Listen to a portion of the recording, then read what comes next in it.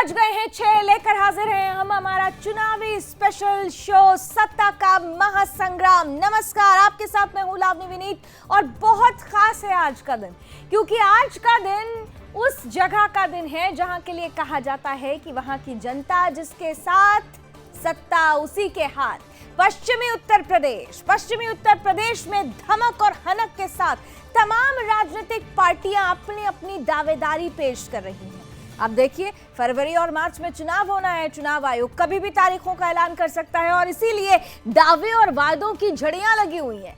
कोई भी राजनीतिक पार्टी अपनी तरफ से जनता के दिल में जगह बनाने में कोई कोर कसर नहीं छोड़ रही है। खास तौर से अगर पश्चिमी उत्तर प्रदेश की बात की जाए तो ये पश्चिमी उत्तर प्रदेश दरअसल राजनीति का द्वार कहा जाता है, प्रदेश की सत्ता तक पहुंचने का द्वार कहा जाता है, क्योंकि यहाँ पर कई ऐसी निर्णायक सीट्स हैं जहां का मतदाता जो चाहता है सत्ता उसी की हाथ चली जाती है और कुछ इस बार भी ऐसा ही बनता हुआ नजर आ रहा है। तो तमाम पार्टियों के बीच में आज का दिन क्यों विशेष?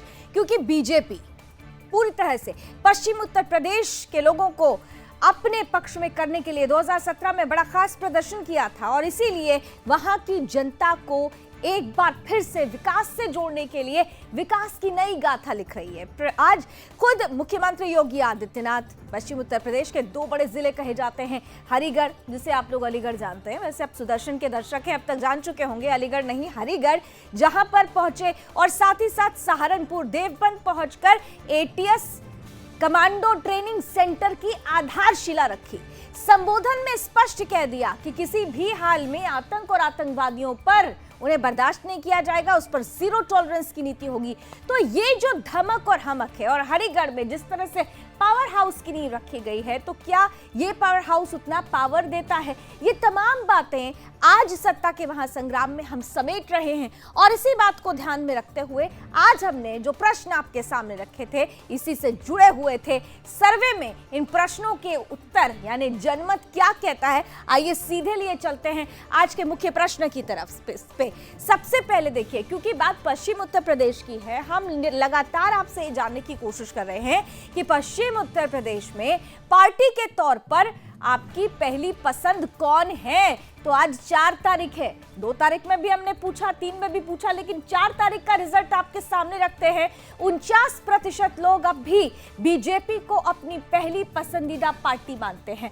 दूसरी तरफ देखिए, ये साइकिल यानी समाजवादी पार्टी, जरा पार्टी को लगा कर रखिएगा, पश्चिमी उत्तर प्रदेश में पार्टी के तौर पर साइकिल यानी समाजवादी पार्टी को दूसरे नंबर पर, बसपा 14% के साथ तीसरे नंबर पर, आरएलडी 8% के साथ चौथे नंबर पर। हालांकि आरएलडी और समाजवादी पार्टी का गठबंधन है, आपको बता देते हैं, और इन सबके बीच 4% कांग्रेस भी पसंद की जाती है। लेकिन पहली पार्टी के रूप में अब भी भारतीय जनता पार्टी ने ही अपनी बढ़त बनाकर रखी हो गई।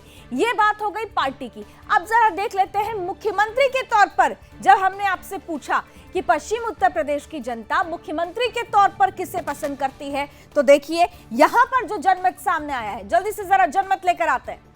तो जनमत के तौर पर पश्चिम उत्तर प्रदेश की जनता सीएम के तौर पर पहले नंबर पर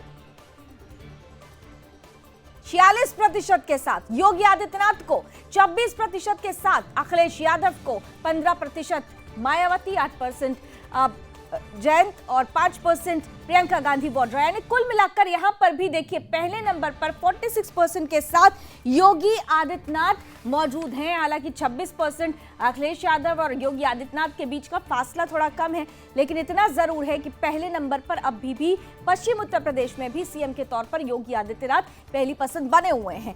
तीसरा सवाल, आज का सबसे महत्वपूर्ण सवाल था ये, हमने पूछा कि क्या देवबंद में एटीएस कमांडो सेंटर पश्चिम यूपी में बीजेपी को चुनावी फायदा पहुंचाएगा? ये बड़ा ही महत्वपूर्ण सवाल था, क्योंकि मुख्यमंत्री ने भी कह दिया आतंक और आतंकवादियों पर जीरो टॉलरेंस की नीति अपनाएंगे। तो जनता क्या सोचती है इस पर? देवबंद में एटीएस सेंटर पे 52% लोगों ने कहा कि हां, इसका चुनावी फायदा पूरी रूप से बीजेपी को मिलेगा। 43% सहमत नहीं है, नहीं के साथ जाते हैं और 5% उदासीन रहते हैं, कहते हैं पता नहीं। यानी 52% लोग ये कह रहे हैं कि बीजेपी को एटीएस कमांडो सेंटर देवबंद में खोलने का ये फायदा मुख्य रूप से चुनाव में जरूर मिलने वाला है। इसके साथ ही साथ क्योंकि बात पश्चिम उत्तर प्रदेश की हो रही है और इस पश्चिम उत्तर प्रदेश की अगर बात करें तो यहां से टोटल अगर हम मुस्लिम वोटर्स की बात करें तो 4% वोटर्स यहां से आते हैं, तो ऐसे में मुस्लिम फैक्टर बहुत मायने रखता है। और इसीलिए हमने एक और प्रश्न आपसे पूछा, हमने पूछा देवबंद में एटीएस कमांडो सेंटर बनने से पश्चिम यूपी में क्या मुस्लिम फैक्टर पर असर करेगा? तो देखिए इस पर क्या जनमत आया है। जनमत 41% हाँ में, 53% नहीं और 6% कहते हैं पता नहीं। लेकिन हाँ और नहीं के बीच का फासला बहुत कम है, यानी कहीं ना कहीं से 53% तो कहते हैं कि इसका कोई फर्क नहीं पड़ेगा, लेकिन फर्क साफ है। 41% अगर हाँ कहते हैं तो फासला बहुत कम है। क्या ये बीजेपी के लिए चुनौती है? हम इस तरह से अगर देखें तो आप लगातार परिस्थितियों को देख लीजिए, जो सिनेरियो चला रहा है 2 जनवरी, 3 जनवरी और 4 जनवरी का, विशेष रूप से अगर पार्टी के रूप में देखें तो देखिए हमने एक 3 दिनों का जो आपकी राय आई है उसका एक ग्राफ निकाला है। पार्टी के रूप में आप देखिए, ये आपके सामने 4-3-2 यानी आज 49% पश्चिम उत्तर प्रदेश में पार्टी के तौर पर बीजेपी को पसंद करते हैं। 49%, यही आंकड़ा कल 3 जनवरी को भी था, लेकिन 2 जनवरी को 48%। यानी धीरे से देखें तो ये कहीं ना कहीं से 2 तारीख से 1% बढ़ा है। पार्टी के तौर पर पश्चिम उत्तर प्रदेश में बीजेपी को बढ़त मिली है। वहीं दूसरी तरफ जरा दूसरी पार्टी को भी लेकर आते हैं, समाजवादी पार्टी की अगर बात करें तो देखिए 4 जनवरी यानी आज की तारीख में 25% लोग पसंद कर रहे हैं पार्टी के रूप में समाजवादी पार्टी को। 3 जनवरी को 23% थे, 2 जनवरी को 24%। यानी 2 और 3 के बीच में थोड़ा सा समाजवादी पार्टी की जो लोकप्रियता थी वो कम हुई थी 1%, लेकिन फिर से ये 25% पर अगर आती है, यानी कहीं ना कहीं से मुस्लिम फैक्टर यहाँ पर काम कर रहा है, जो सीधे सीधे समाजवादी पार्टी के पक्ष में जाता हुआ नजर आता है। इसके अलावा जरा जल्दी से दूसरी पार्टियों पर भी नजर डाल लेते हैं। बहुजन समाज पार्टी, याद होगा आपको 2012 की अगर बात करें तो यही वो इलाका था, खासतौर से अगर बात करें 2007 की अगर बात करें तो पश्चिम उत्तर प्रदेश में अच्छा खासा फोकस किया था बहुजन समाज पार्टी ने और बहुजन समाज पार्टी को सफलता हासिल हुई थी। लेकिन इस बार देखिए प्रतिशत किस तरीके से, 4 जनवरी यानी आज की तारीख में 14% लोग पार्टी के रूप में बहुजन समाज पार्टी को पसंद करते हैं। 3 जनवरी थोड़ी बढ़त मिली थी, क्योंकि याद होगा आपको कि 3 जनवरी को समाजवादी पार्टी के परसेंट में कुछ कमी आई थी, बहुजन समाज पार्टी को इस पे बढ़त मिली थी 15% और 2 जनवरी 14%। यानी कुल मिलाकर अगर देखें तो 4 जनवरी और 2 जनवरी की स्थिति में कोई अंतर फिलहाल नजर नहीं आता है। आइए आगे बढ़ते हैं। आरएडी समाजवादी पार्टी के साथ मिल गई है, लेकिन क्या इसका फायदा मिलेगा? अगर इस रूप में देखें तो आज की तारीख में 8% लोग पसंद कर रहे हैं, 3 जनवरी 10%, 2 जनवरी 9%। कुल मिलाकर अगर देखें तो आरएलडी कहीं ना कहीं से लोकप्रियता इसकी घटती हुई नजर आई है। ये 2 दिन का सिनेरियो क्यों ऐसा हुआ है, हम ग्राउंड से ये चीजें जानने की कोशिश करेंगे। जल्दी से जरा कांग्रेस की परिस्थिति देखते हैं और फिर चलते हैं अपने मेहमानों के पास। कांग्रेस की परिस्थिति जरा देख लीजिए। 4 जनवरी को जहां आज की तारीख में 4% लोग पार्टी के रूप में पसंद करते हैं, 3 जनवरी को 4% और 2 जनवरी को 4%, यानी कोई बदलाव नहीं है। स्टैटिक रूप से 4% लोग कांग्रेस को पार्टी के रूप में पसंद कर रहे हैं पश्चिम उत्तर प्रदेश में। मेरे सहयोगी रजत मिश्रा जुड़ चुके हैं, जरा स्क्रीन पर ले आए, और रजत के साथ कांग्रेस प्रवक्ता सचिन जी जुड़े हुए हैं। रजत स्क्रीन पर आ गए हैं।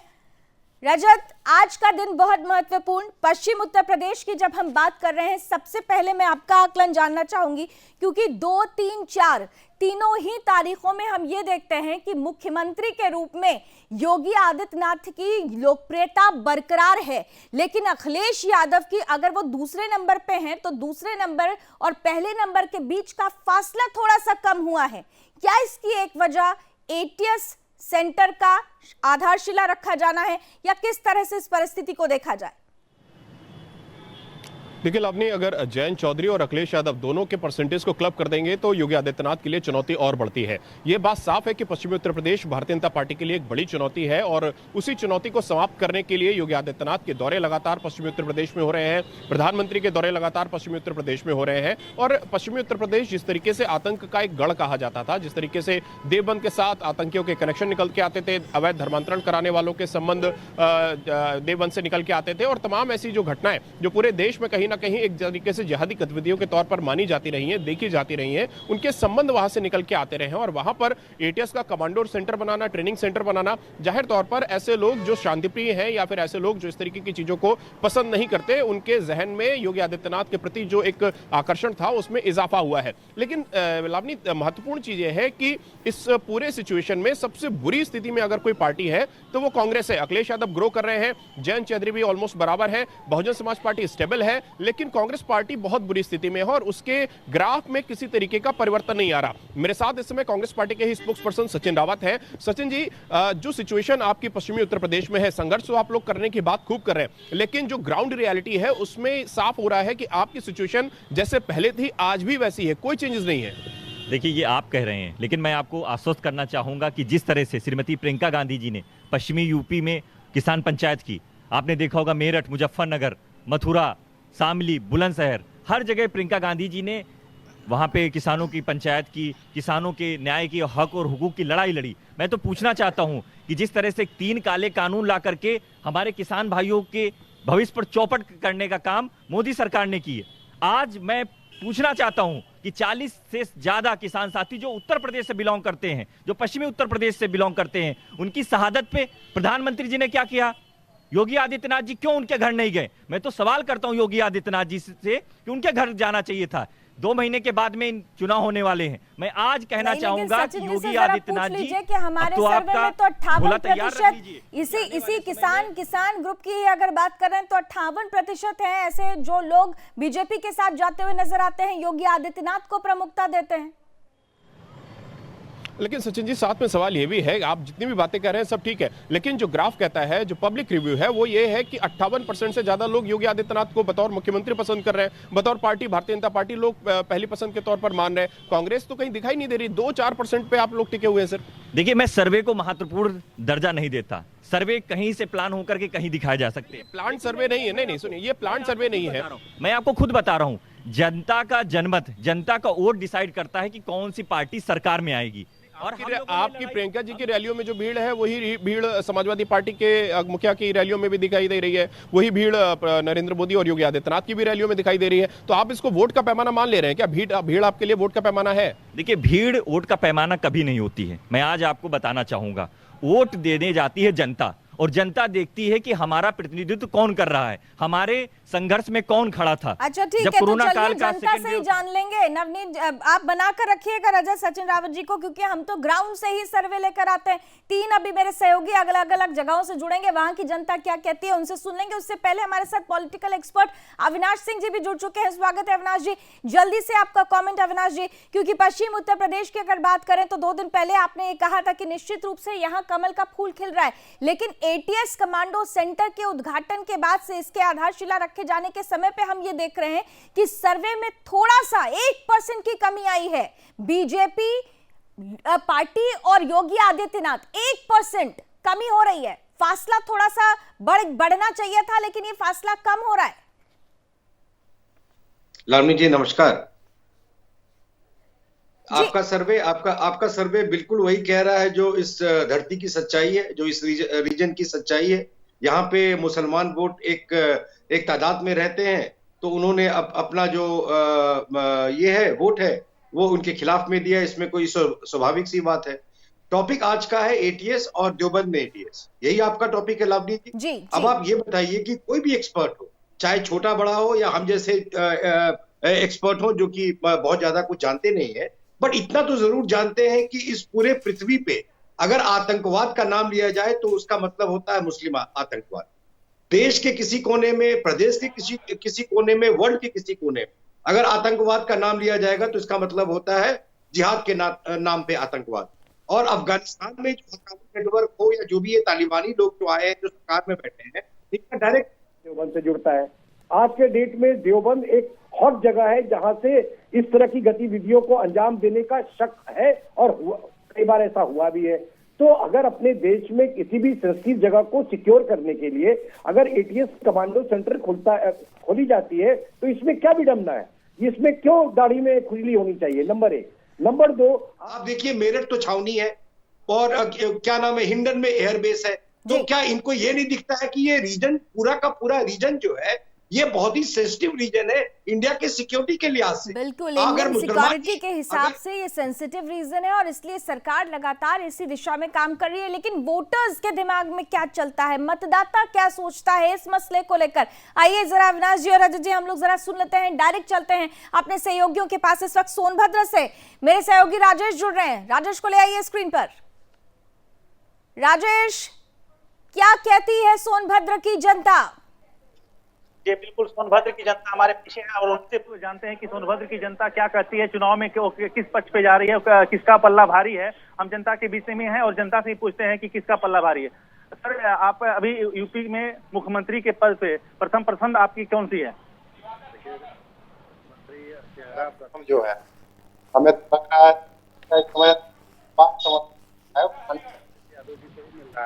योगी जी या अखिलेश यादव, किसको पसंद करते हैं? योगी जी को। आप योगी जी, अखिलेश यादव, प्रियंका गांधी, किसको पसंद करते हैं? हम योगी जी को पसंद करते हैं। आप मुख्यमंत्री के तौर पे किसे पसंद करते हैं? सबसे अच्छा मुख्यमंत्री योगी जी को। मुख्यमंत्री के तौर पे आप किसे पसंद करते हैं? योगी जी को। भैया, मुख्यमंत्री के तौर पे आप किसे पसंद करते हैं? मोदी जी को। मुख्यमंत्री के तौर पे आप किसे पसंद करते हैं? मुख्यमंत्री के तौर पे आप किसे पसंद करते हैं? मुख्यमंत्री के तौर पे आप किसे पसंद? इधर आइए, क्या बोल रहे हैं, क्या बोल रहे हैं आप? मुख्यमंत्री के तौर पे किसे पसंद? इधर आइए। अच्छा, अखिलेश यादव। अभी यहाँ पे मोदी जी, योगी जी और अखिलेश यादव दोनों लोगों के लिए यहाँ पे पहली पसंद बता रहे हैं। यहाँ पे कुछ लोग पीछे खड़े हैं जो अखिलेश यादव के समर्थक बता रहे हैं और कुछ बीजेपी के समर्थक हैं। जी, यानी कुल मिलाकर यही जो हम कहने की कोशिश कर रहे हैं कि फासला थोड़ा सा कम हुआ है पहले और दूसरे। अगर पश्चिम उत्तर प्रदेश की बात करें, दिवाकर हमारे साथ जुड़ चुके हैं हरिगढ़ से। सीधे जरा दिवाकर के पास पहले चलते हैं। दिवाकर, नजर आ रहे हैं आप मुझे, और आज हरिगढ़ के लिए बहुत इंपॉर्टेंट दिन था, पावर हाउस की सौगात। बीजेपी को कितनी पावर? देखिए लावनी, मैं आपको बता दूं, आज योगी जी ने 7,000 करोड़ की विभिन्न विद्युत परियोजनाओं के लिए यहाँ पर शिलान्यास और लोकार्पण किया है। लेकिन आपको बता दूं, आज हमारे साथ महिला शक्ति और कुछ युवक हैं जो बताना चाहते हैं कि उनकी पहली पसंद कौन है। बताइए, आपकी पहली पसंद कौन है? अच्छा, भारतीय जनता पार्टी पसंद है, लेकिन जो मुख्यमंत्री के तौर पर आप किसे पसंद करेंगे? योगी जी को। आप भी किसे पसंद करेंगे? योगी जी को। आप बताइए, आप आगे आइए, बताइए किसे पसंद करेंगे आप? तो यहाँ सब योगी जी को पसंद करना चाह रहे हैं, लेकिन एक सवाल है कि देखिए एटीएस का जो सेंटर खुला है, एटीएस मतलब एंटी टेररिज्म स्क्वाड का जो सेंटर खुला है, वहाँ बता दूं कमांडोज की ट्रेनिंग दी जाएगी। ये देवबंद में खुला है।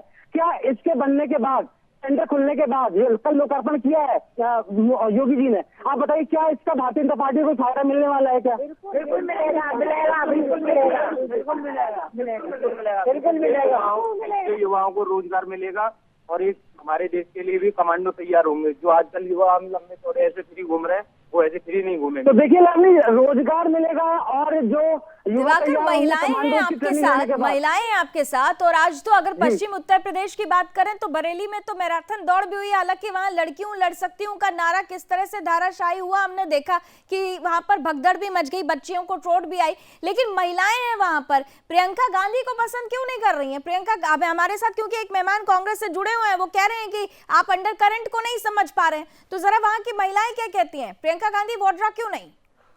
अच्छा बताइए, प्रियंका गांधी लड़की हूँ, लड़ सकती हूँ बोल रही है, क्या इससे प्रियंका गांधी को कोई फायदा मिलने वाला है? क्या लोग बोल रहे हैं कि कांग्रेस, ये कांग्रेस लोग तो हमारे साथ है, बोल रहे हैं कि कांग्रेस आएगी। वो बता था कि लड़की है, लड़ सकती है। तो देखिए, लोगों का कहना है कि वो पहली बार तो लड़की है नहीं, महिला में आती है। चलिए रजत के पास चलते हैं। रजत, आपने सुना, आप जरा सचिन जी को बता दीजिए कि महिलाएं खुद ही नहीं प्रियंका गांधी वाड्रा पर भरोसा कर पा रही हैं और वो कह रहे थे अंडर करंट है। यहाँ तो पहली पसंद अब भी योगी आदित्यनाथ है और दूसरे नंबर पर अखिलेश यादव ही है। बिल्कुल सचिन जी, सवाल ये है कि जिस तरीके से जो सर्वे है अभी आप देख भी रहे थे, अलग अलग स्थानों पर जिस तरीके से महिलाएं हैं वो सीधे तौर पर प्रियंका गांधी को पसंद नहीं कर रही, वो सीधे तौर पर मुख्यमंत्री योगी आदित्यनाथ को एक कुशल प्रशासक के तौर पर देख रहे हैं। आप कह रहे हैं कि अंडर करंट वोट है, लेकिन जो ग्राउंड की रियलिटी है वो बिल्कुल अलग है जो आप कह रहे हो उससे। देखिए, श्रीमती प्रियंका गांधी जी ने 40% महिलाओं की भागीदारी सुनिश्चित करने की बात कही है। हम लोगों ने आधी आबादी की बात करके सामाजिक परिवर्तन की बात की है, और सामाजिक परिवर्तन होना जरूरी है। आप 40% को वोट सीट देने की बात कर रहे हैं, लेकिन सवाल ये भी साथ में कि आप इतनी महिलाएं लाएंगे कहां से? आपका कोई कैडर वोट ही नहीं बचा है। बिल्कुल, वोट हमारे पास है, महिलाएं हमारे पास हैं, हम उनको चुनाव लड़ाने जा रहे हैं। और मैं आपको आश्वस्त करना चाहूंगा कि ये सामाजिक परिवर्तन की बात है और सामाजिक परिवर्तन होना चाहिए। और मैं आज ये कह रहा हूं कि सामाजिक परिवर्तन रजत आदित्य जैसे चेहरे तो छोड़कर कांग्रेस चले जाते हैं, तो चुनाव लड़वाएंगे किसे? जरा ये भी पूछ लीजिए। लेकिन चुनाव आप लड़वाएंगे किसको? सवाल यही बार बार है, क्योंकि आपके पास जो कैडर में जिनको महिलाओं को आप टिकट देने की बात कर रहे हैं 40%, उतनी महिलाएं आपके पास बतौर प्रत्याशी आने के लिए तैयार नहीं है। बिल्कुल है, मैं आपको बताना चाहूंगा कि 160 टिकट महिलाओं को हम देने जा रहे हैं और वो सशक्त भूमिका निभाएंगी।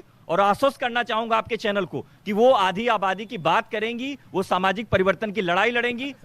हमने झांसी की मैराथन रेस देखी, किस तरीके से आपकी पार्टी की जो टी शर्ट थी वो उतार उतार के जो लड़कियां थी उन्होंने आपके मंच की तरफ फेंकी। आज जो आपकी मैराथन रेस हुई उसमें किस तरीके की भगदड़ मची, लड़कियों को चोट लगी, उसके बाद प्रियंका गांधी के लिए किस तरीके की बातें वहां से निकल के सामने आई। आप जिस चीज को कनेक्ट करने की कोशिश कर रहे हैं वो तो आपसे दूर होती जा रही है। देखिए, बिल्कुल ऐसा नहीं है। हम लोग ने मैराथन लखनऊ में कराई, झांसी में कराई, मेरठ में कराई, ये आज बरेली में हुई। ये जिला प्रशासन का फेल्यूर था। जिला प्रशासन ने अनुमति दी, उसके बाद में जिला प्रशासन के द्वारा ऐसा किया गया कि वहां भगदड़ हो गई। जिला प्रशासन पर सवाल खड़े कर दिए, लेकिन जनता जनार्दन के दिल से जो आवाज है उसे भी सुनना चाहिए था। नवनीत के पास अब चलना चाहेंगे, बिजनौर से हमारे साथ जुड़ रहे हैं, जल्दी से जरा नवनीत को ले आइए। नवनीत, बिजनौर की जनता क्या कहती है? बड़ी महत्वपूर्ण भूमिका निभाती है बिजनौर की जनता, और हमने देखा है पिछले चुनावों में भी। जी बिल्कुल लावनी जी, एक बार फिर मैं बिजनौर की जनता के बीच में जुड़ा हूं, इनसे जानने की कोशिश करते हैं कि इनका मुख्यमंत्री के तौर पर पहली पसंद क्या होगी, इनका क्या मूड रहेगा। बिल्कुल जी, पश्चिमी उत्तर प्रदेश में आपके मुख्यमंत्री के तौर पर आपकी पहली पसंद क्या होगी? योगी आदित्यनाथ। आपकी पहली पसंद क्या होगी? योगी जी सबसे पहली पसंद है हमारी उत्तर प्रदेश के अंदर, जिन्होंने उत्तर प्रदेश से भ्रष्टाचार बिल्कुल खत्म कर दिया है और गुंडागर्दी की कमर तोड़ के रखी। जिस तरीके से देवबंद में एटीएस कमांडो सेंटर बनने जा रहा है, इससे क्या भाजपा को चुनावी फायदा होने वाला है? जी जरूर मिलेगा। जो हमारे उत्तर प्रदेश में जो गुंडागर्दी और आतंकवाद की शरण होती चली जा रही थी देवबंद, उस जगह में एक ऐसा कमांडो का ऑफिस होना और यहाँ पे ये होना, सारी चीजें पार्टी को फायदा मिलेगा इस चीज। जी बिल्कुल जी बिल्कुल। आपके मुख्यमंत्री के तौर पर आपकी पहली पसंद क्या होगी? अखिलेश यादव। जी बिल्कुल बिल्कुल बिल्कुल। मुख्यमंत्री के तौर पर आपकी पहली पसंद क्या होगी? आदित्य योगीनाथ जी। एटीएस कमांडो सेंटर बनने जा रहा है, इससे क्या बीजेपी को चुनावी फायदा मिलने वाला है? चुनावी फायदे के साथ साथ जो आतंकी संगठन इन लोगों ने बना रखे थे वो सब खत्म हो जाएंगे। दीपबंद हो गया, अलीगढ़ जैसे संगठनों में इन्होंने बनाए हैं वो खत्म हो जाएंगे। आदित्य योगी ने बहुत काम किया है, जैसे महिला सम्मान हुआ, स्वास्थ्य में हुआ, शिक्षा पे हुआ, सड़क पे हुआ, पानी पे हुआ। योगी आदित्यनाथ ने बहुत काम किए हैं। आज आप देखिए जिले में, हर जिले में आपको मेडिकल कॉलेज मिलने वाला है। ठीक है, यानी योगी आदित्यनाथ। चलिए, बिजनौर की जनता योगी आदित्यनाथ के साथ जाते हुए नजर आ रही है इन सबके बीच में। क्योंकि सहारनपुर की बात हो रही है तो जरा सहारनपुर से जुड़े हुए कुछ जानकारियां आपको जल्दी जल्दी दे देते हैं। जरा ग्राफिक्स के जरिए देखिए सहारनपुर जिला क्यों इंपॉर्टेंट हो जाता है। सहारनपुर जिले की 7 विधानसभा सीटें हैं, उनमें से एक देवबंद है। ग्राफिक्स जरा लेकर आइए, जरा थोड़े से आंकड़ों के जो गणित है यहाँ पर, जो हिसाब किताब यहाँ पर बैठा है 2007, 12 और 17 में, जरा ये दिखाना चाहेंगे। 2007 में देखिए विधानसभा चुनावों के परिणाम, देवबंद सीट बसपा ने जीती थी और बसपा 2007 में आपको याद होगा कि चुनाव जीती भी, सत्ता में भी आई। 2007 के बाद अगर हम बात करते हैं 2012 की, तो देखिए बसपा के खाते में 4 सीटें आई थी, कांग्रेस के खाते में 2, बीजेपी के खाते में 1। 2007 में भी बीजेपी के खाते में 1 सीट आई थी यहां से, और 2012 में भी बीजेपी के खाते में 1 ही सीट आई। लेकिन 2017 में कमाल हो गया, विधानसभा चुनाव में बीजेपी ने 4 सीटें ले ली, 7 में से कांग्रेस को 2, सपा को 1, और देवबंद विधानसभा लोकसभा सीट बीजेपी ने ही जीती। ये बड़ा ही महत्वपूर्ण है। अविनाश जी, इसी हिसाब किताब के साथ जरा आपके पास आ रही हूं कि जब हम बीजेपी की बात करते हैं, देवबंद की सीट 2017 में बीजेपी के खाते में चली गई थी और 7 में से 4 सीटें बीजेपी के खाते में। लेकिन इस बार जो परिस्थितियां बनी हैं, कई तरीके से अगर देखें तो मुस्लिम फैक्टर को लुभाने के लिए अखिलेश यादव अपने तरह से गणित फिट कर रहे हैं, असदुद्दीन ओवैसी अपनी तरफ से गणित फिट कर रहे हैं, कांग्रेस पार्टी की अपनी गणित है। तो कुल मिलाकर क्या इस बार वही इतिहास दोहराया जा सकता है जो 2017 में था, 7 में से 4 या 4+ या फिर इससे माइनस? लावनी जी, निश्चित रूप से 4 या 4+ का सिनेरियो बन रहा है, क्योंकि असली खिलाड़ी तो अभी हम जानते ही नहीं है। AIMIM के उतरने के बाद क्या ये 100 सीट जो ओवैसी कह रहे लड़ेंगे, तो निश्चित रूप से वो मुस्लिम बहुल इलाके में लड़ेंगे और उत्तर प्रदेश का ये क्षेत्र उनके लिए एक क्षेत्र बन सकता है कुछ लोगों को टिकट देने के लिए। एक बार AIMIM के आने के बाद मुस्लिम रुझान किस तरह आते हैं, नंबर 1। नंबर 2, जहां भाजपा का सवाल है, भाजपा के पास एक गवर्नेंस का और दूसरा और दोनों मिल करके जिस तरह से सरकारी स्कीमों को चलाया है, उसमें मुसलमान जो महिलाएं हैं और मुसलमान का जो तबका है वो ये समझता है कि भाई अगर मुझे मकान और बिजली और पानी अगर मोदी और योगी की सरकार ने दी है तो 7% ठीक है। बड़ा इंपॉर्टेंट पॉइंट आपने कहा। इसी पॉइंट के साथ जरा रजत जी के पास चलते हैं जल्दी से, क्योंकि कांग्रेस का प्रवक्ता उनके साथ है। रजत, सबसे बड़ी बात यह है कि मुस्लिम कोर वोटर्स जो कहे जाते हैं और कांग्रेस कहती है कि तुष्टीकरण की राजनीति को आधार बनाकर वो कहा जाता है कि उनकी तरफ जाती हुई नजर आती है। लेकिन जिस तरह से भारतीय जनता पार्टी ने मुस्लिम्स के लिए काम किया है, जो योजनाएं बनाई हैं, जिसका सबसे ज्यादा लाभ लिया उन्होंने, क्या इसका फायदा बीजेपी को नहीं होगा? तो फिर कांग्रेस कहां स्टैंड करती है? जल्दी से। बिल्कुल सचिन, बहुत छोटा सा और बहुत शॉर्ट में, जिस तरीके से जो योजनाएं सरकार ने बनाई, योगी सरकार ने, उसमें माइनॉरिटीज के नाम पर सबसे ज्यादा फायदा मुसलमानों को मिला। क्या आप मानते हैं क्या जो फायदा मुसलमानों को मिला है उसके बाद भी मुस्लिम भारतीय जनता पार्टी के साथ नहीं जाएंगे? देखिए, अब ये मुस्लिम हिंदू वाली बात क्या है? अब तो भारतीय जनता पार्टी की चली चला की बेला है। अब आप पोलराइज करने की कोशिश कर रहे हैं, भारतीय जनता पार्टी कर रही है, योगी आदित्यनाथ जी कर रही, जिस तरह बयान आ रहे हैं। आपने 4 साल पहले जो संकल्प पत्र निकाला था, आपने उत्तर प्रदेश में डिलीवर क्या किया, यह आपको बताने की आवश्यकता है। अब आप शिलान्यास कर रहे हैं, आपको पहले शिलान्यास करके आपको उद्घाटन करना पड़ेगा अब तो योजनाओं का, लेकिन आप शिलान्यास कर रहे हैं। आपने 4 साल कुछ काम। इसका कमांडो ट्रेनिंग सेंटर बन रहा है देवबंद में, क्या असर आएगा? कोई असर नहीं है। अब जनता ने मन बनाया है, योगी आदित्यनाथ जी की विदाई तय है, क्योंकि जिस तरह से बेरोजगारी चरम पर है, जनता ने मन बनाया है, लेकिन जनता का मन तो ये तय कर देगा परिणाम आने पर। बहुत बहुत धन्यवाद रजत हमारे साथ जुड़ने के लिए। सचिन जी को भी थैंक यू सो मच। हमारे साथ अविनाश जी थे, थैंक यू सो मच। और तीनों सहयोगी अलग अलग जगहों से हमारे साथ जुड़े, बहुत बहुत धन्यवाद। कार्यक्रम के अंत में जल्दी से जरा आज के मुख्य सवाल पर एक बार फिर से जाते हुए, आंकड़े क्या कहते हैं? क्या कांटा इधर उधर हिला है या नहीं? पश्चिम उत्तर प्रदेश में पार्टी के तौर पर पहली पसंद अब भी 49% के साथ भारतीय जनता पार्टी, 25% के साथ समाजवादी पार्टी, 14% के साथ बीएसपी, 8% आरएलडी, 4% कांग्रेस। ये पसंद अब भी वहीं बनी हुई है। पहले और दूसरे नंबर पर अभी भी कंपटीशन में बीजेपी और समाजवादी पार्टी है। दूसरे तरफ पे हमने पूछा पश्चिम उत्तर प्रदेश में सीएम के तौर पर पहली पसंद 46% के साथ योगी आदित्यनाथ, 26% के साथ अखिलेश यादव, 15% के साथ मायावती, 8% आरएलडी और 5% कांग्रेस। यानी पहले और दूसरे नंबर पर अब भी योगी आदित्यनाथ और अखिलेश यादव। और आज का सबसे महत्वपूर्ण सवाल हमने जब पूछा था कि क्या देवबंद में एटीएस कमांडो सेंटर पश्चिमी यूपी में बीजेपी को चुनावी फायदा पहुंचाएगा, तो इस पर देखिए चुनावी आंकड़ा क्या कहता है। अब भी 52% कह रहे हैं हां और 43% नहीं, 5% नहीं, कुछ 5% कह रहे हैं पता नहीं। कुल मिलाकर अगर देखा जाए तो जिस तरीके की परिस्थितियां बन रही हैं वो भारतीय जनता पार्टी के लिए महत्वपूर्ण साबित हो रही है। देवबंद में एटीएस कमांडो सेंटर बनने से पश्चिम यूपी में मुस्लिम फैक्टर असर करेगा, इस पर भी देखिए। जनमत जब सामने आया तो जनमत ये कहता है 41% कहता है हां, 53% कहता है बिल्कुल नहीं और 6% को पता नहीं। कुल मिलाकर अगर देखें तो भारतीय जनता पार्टी और अखिलेश यादव यानी समाजवादी पार्टी के बीच का फासला जरूर कम है, लेकिन फिर भी जो जीता वही सिकंदर कहा जाता है और इसीलिए भारतीय जनता पार्टी अब भी सर्वे में नंबर 1 पोजीशन पर है। आगे क्या स्थिति बनेगी? हमारा ऑनलाइन सर्वे लगातार जारी है और सत्ता का महासंग्राम भी जारी रहेगा। हर रोज 6 बजे हमारे साथ जुड़िएगा जरूर। अभी बस इतना ही। देश और दुनिया की तमाम खबरों के लिए जुड़े रहिए सुदर्शन न्यूज के साथ। जय हिंद।